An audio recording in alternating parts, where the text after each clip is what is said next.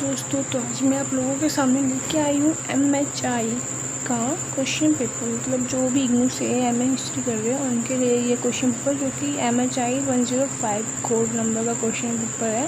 Question paper नहीं, मतलब important question है, वो भी आंसर्स के साथ, सॉल्यूशन के साथ है, जो कि आने वाले एग्ज़ाम जून 2025 के लिए बहुत ज़्यादा इफेक्टफुल रहेंगे। ठीक है, इसके लिए आप मेरे चैनल को फॉलो कर लो। आने वाले टाइम में भी आपको ऐसे एग्ज़ाम ओरिएंटेड एग्ज़ाम क्वेश्चंस वगैरह आपको देखने को मिलेंगे। ओके, तो आगे बढ़ते हैं सबसे पहले फर्स्ट क्वेश्चन की तरफ, जिसमें जो है फर्स्ट क्वेश्चन है प्राचीन भारत में कृषि का स्वरूप और महत्व के बारे में पूछा है। ठीक है, तो देखिएगा आप ध्यान से। मैंने अपने आंसर को ऐसे ही मेंशन किया जैसे हमें एग्ज़ाम में लिखना चाहिए।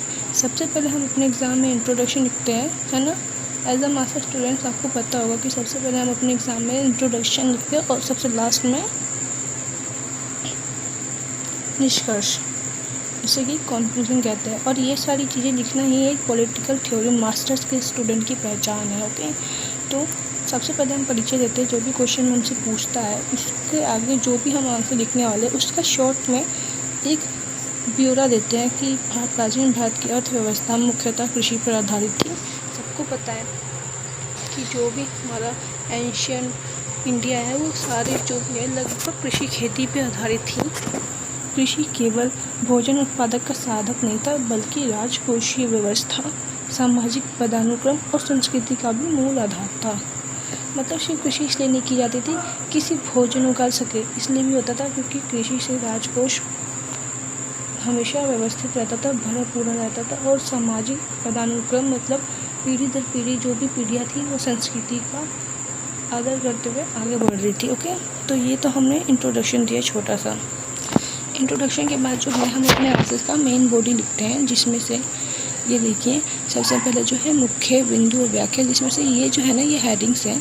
ठीक है, और हेडिंग्स को हमें डिफाइन करना होता है 2 से 3 लाइन में। ओके, तो सबसे पहले जो हम हेडिंग देखते हैं वह है कि भूमि का वर्गीकरण और स्वामित्व। जो पुराने टाइम पे खेती वगैरह होती थी उसमें भूमि बांट दी जाती थी, और बांटते कौन थे? स्वामी, जिनके पास बहुत सारा ज़मीन होती थी, है ना। क्योंकि हर कोई तो अमीर होता नहीं था।